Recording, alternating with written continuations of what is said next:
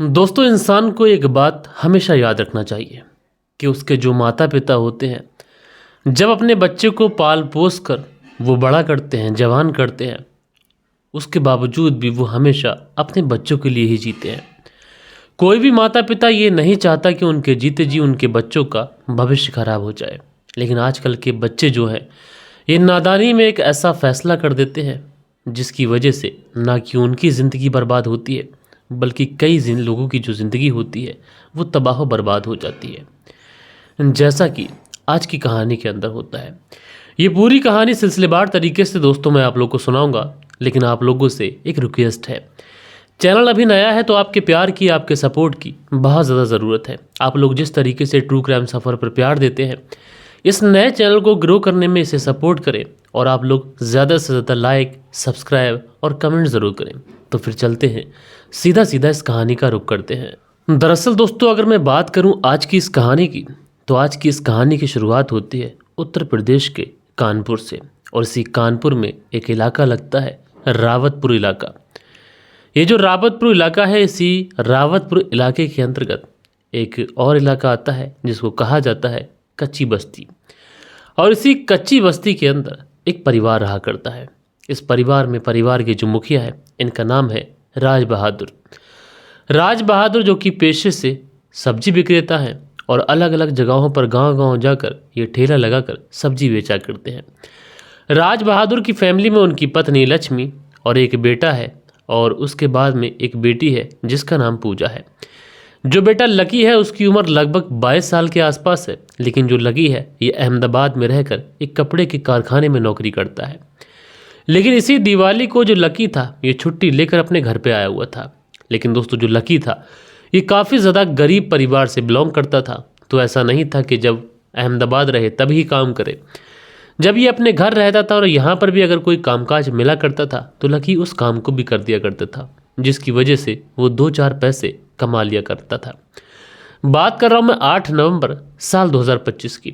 8 नवंबर साल 2025 को जो लकी होता है ये अपने दोस्त ऋषु को अपने साथ लेता है और उसके बाद में काम करने के लिए निकल जाता है।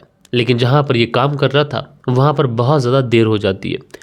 इसलिए लकी और लकी का दोस्त जो ऋषु होता है ये रात के तकरीबन 11 से सवा 11 बजे के आसपास अपने काम पे से अपने घर के लिए निकलते हैं।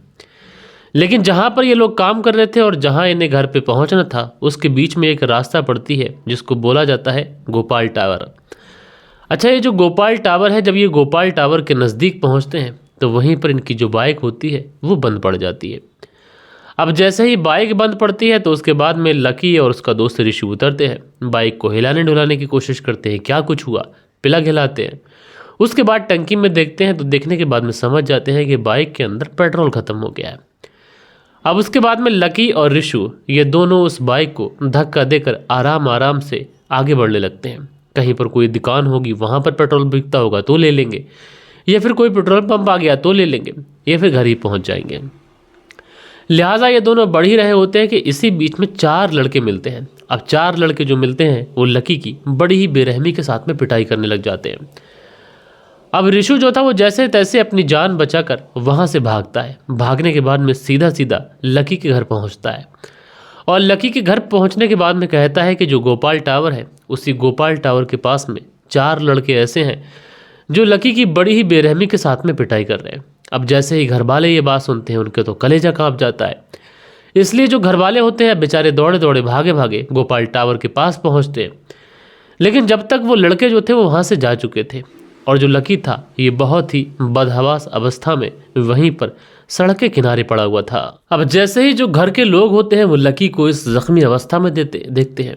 लकी के जिस्म से बहुत ज़्यादा खून भी बह रहा था। तो आनंद फानन में वो लोग लकी को लेकर नज़दीकी हॉस्पिटल पहुँचते हैं। लेकिन जब तक वो लोग हॉस्पिटल पहुंचते हैं, जब तक शायद बहुत ज़्यादा देर हो चुकी थी। डॉक्टर जब लकी का इलाज करना शुरू करते हैं तो थोड़ी ही देर के बाद में डॉक्टर कह देते हैं लकी के अंदर अब कुछ नहीं बचा। दरअसल लकी की मौत हो चुकी है। अगर तुम लोग थोड़ा पहले लेके आ पाते तो शायद हम लोग कुछ कर सकते थे। लिहाजा उसके बाद में जो परिवार वाले होते हैं वहीं पर रोने बिलखने लग जाते हैं। अब चूँकि हत्या का मामला था, इसलिए वहाँ पर हॉस्पिटल का जो स्टाफ होता है इस बात की जानकारी नज़दीकी पुलिस थाने में दे देता है। अब पुलिस भी पहुँचती है और पहुँचने के बाद में पुलिस इस पूरे केस के अंदर छानबीन शुरू करती है। अब इस केस के अंदर छानबीन करने के लिए पुलिस जो थी वो घर वालों से ये पूछती है कि लकी कब और किसके साथ गया हुआ था। तो जो घर परिवार के लोग होते हैं वो बताते हैं लकी अपने दोस्त ऋषु के साथ में काम करने के लिए गया हुआ था। अब पुलिस ऋषु से पूछताछ करती है। ऋषु से जब पूछा जाता है तो ऋषु वही बातें बताता है जो उसने परिवार वालों को बताई थी। ऋषु बताता है कि 4 लोग हमें रास्ता में मिलते हैं और गोपाल टावर के पास में जब हमारी बाइक पर पेट्रोल खत्म हो गया था और हम लोग बाइक को धक्का मार कर निकल रहे थे तभी वो 4 लोग मिले थे। किसी बात को लेकर वो लोग लकी को बहुत ही बेरहमी के साथ में पीटने लग जाते हैं और मैं उन 4 लोगों को बहुत अच्छे से जानता हूँ।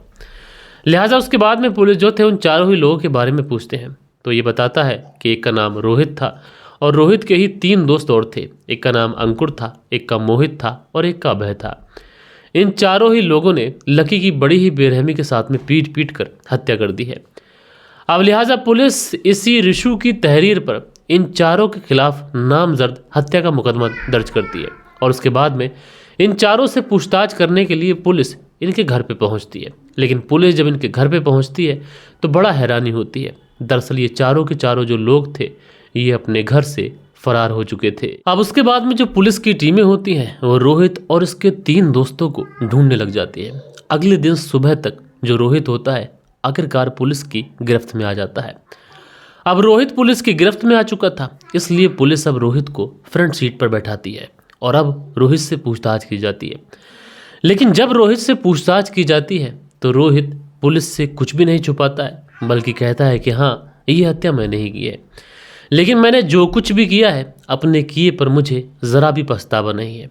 और उसके बाद में जो रोहित था इस सारी घटना के पीछे की जो कहानी सुनाता है उस कहानी को सुनने के बाद में जो लकी के फैमिली वाले होते हैं वो भी अपना सर पीट पीट कर रोने लग जाते हैं। दरअसल जो रोहित होता है वो बताता है कि इस पूरी कहानी की शुरुआत 2 साल पहले से होती है।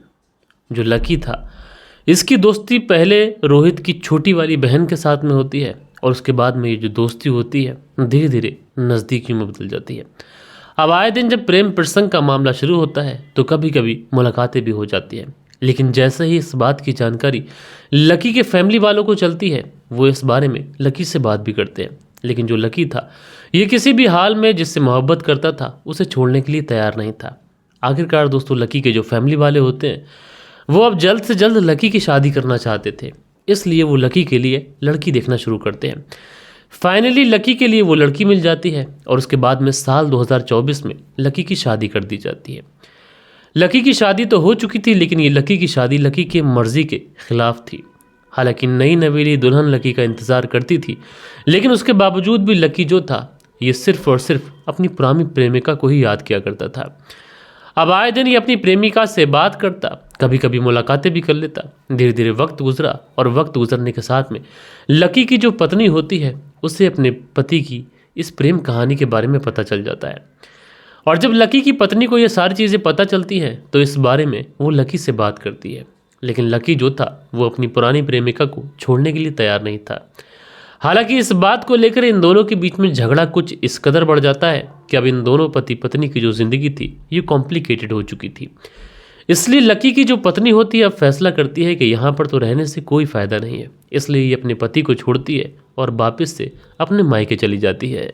जब लकी की पत्नी लकी को छोड़कर चली जाती है तो उसके बाद में लकी के बारे में अब गाँव के अंदर तरह तरीके की बातें शुरू हो जाती हैं। और उसके बाद में लकी की जो फैमिली वाले होते हैं ये भी लकी को बहुत ज़्यादा समझाते हैं लेकिन लकी इस बारे में मानने को तैयार ही नहीं था। हालांकि गांव के जो कुछ लोग होते हैं वो इस बारे में लकी की जो प्रेमिका होती है यानी रोहित की जो बहन होती है उससे भी बात करते हैं। कहते हैं कि तुम फालतू में लकी की ज़िंदगी ख़राब कर रही हो। लेकिन जो वो लड़की होती है वो किसी की भी बात मानने को तैयार नहीं होती है बल्कि वो उन लोगों से भी लड़ती है और साथ के साथ लकी के फैमिली वालों को भी जाकर गला सलत सुनाती है। हालांकि इस बात की जानकारी जब उस लड़की के भाई रोहित को चलती है तो वो बहुत ज़्यादा नाराज़ होता है। रोहित को लगता है कि शायद लकी ने उसकी बहन को कुछ इस तरीके से फांस लिया है कि वो चाह कर भी उस दलदल से बाहर नहीं निकल पा रही है। हालांकि रोहित से इस बारे में अपनी बहन से बात भी करता है लेकिन जो बहन होती है शायद उसके ऊपर लकी की मोहब्बत का जुनून सवार था और उसके बावजूद भी ये दोनों अलग होने का नाम नहीं लेते हैं। अब रोहित को भी लगने लगा था कि इन दोनों को समझाकर शायद कोई फ़ायदा नहीं है, इसलिए रोहित फैसला करता है कि जो लकी है उसको इस दुनिया से उठाने का ही वक्त आ चुका है।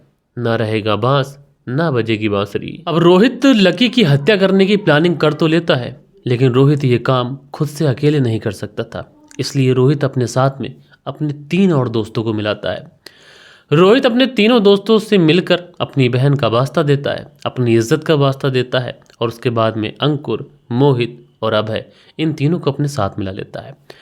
उसके बाद में हत्या की पूरी प्लानिंग होती है और प्लानिंग के तहत जो तारीख मैंने आप लोगों को बताई थी 8 नवंबर साल 2025, इसी दिन लकी जब अपने दोस्त ऋषु के साथ में काम करने के लिए जाता है और रात्रि के जब 11:30 के आसपास वो लौट रहा होता है तो गोपाल टावर के पास में ये चारों लोग लकी को घेर लेते हैं और उसके बाद में लकी की पहले तो काफ़ी ज़्यादा पिटाई करते हैं, उसके बाद में बड़ी ही बेरहमी के साथ में लकी की हत्या कर देते हैं। वाकई में दोस्तों जब ये पूरी कहानी पुलिस के सामने आती है तो यहाँ पर जो पुलिस थी, जो लकी की गर्लफ्रेंड थी यानी कि रोहित की बहन, उससे भी जाकर पूछताछ करती है कहीं ऐसा तो नहीं कि वो लड़की भी इस पूरे प्लान में शामिल हो। लेकिन वो लड़की बताती है कि मैंने लकी को बताया था कि उसका भाई रोहित उसकी हत्या करने की साजिश कर रहा है, लेकिन शायद लकी ने मेरी बात को सीरियसली नहीं लिया, जिसका नतीजा ये हुआ कि लकी अब इस दुनिया में नहीं है। बहरहाल दोस्तों पुलिस इस पूरे केस के अंदर इन्वेस्टिगेशन कर रही है। जो 3 लोग फरार हैं उन्हें भी ढूंढने की कोशिश की जा रही है, लेकिन इस पूरे केस के अंदर जो लोग भी दोषी होंगे उन्हें सज़ा तो ज़रूर से ज़रूर मिलेगी। लेकिन आप लोग ज़रूर से ज़रूर बताइएगा कि इस पूरी घटना के अंदर असल में कसूरवार कौन है, आप लोग ज़रूर लिखिएगा। बाकी दोस्तों मिलता हूँ मैं आप लोगों से किसी और स्टोरी के साथ में कल के दिन। जब तक के लिए अपना ख्याल रखें, देश का ख्याल रखें, परिवार के रिश्तों की अहमियत को समझें। जय हिंद, जय भारत।